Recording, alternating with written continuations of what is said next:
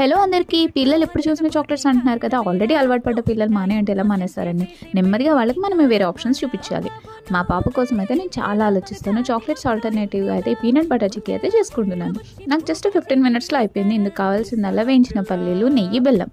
పల్లీలు అంటేనే ప్రోటీన్, కావాల్సిన ఫ్యాట్స్ మంచిగా ఉంటాయి. బెల్లం అంటే ఐరన్ కోసం, ఇంకా బ్లడ్ ఇంప్రూవ్మెంట్ కోసం. నెయ్యి అయితే బలం కోసం, బాడీలో హెల్తీ ఫ్యాట్స్ కోసం.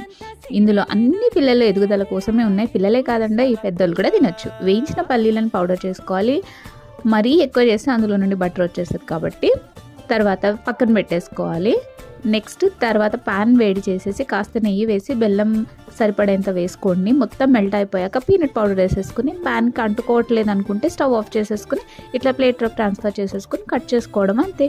పిల్లలు అయితే చాలా బాగా ఇష్టంగా అయితే తింటారు. మా పాప మంచిగా తింటుంది. ఇంకా పళ్ళు వచ్చే పిల్లలకు కూడా చాలా మంచిదన్నమాట. పళ్ళు లేని వాళ్ళు కూడా తినచ్చు. వీడియో నచ్చితే లైక్ చేసి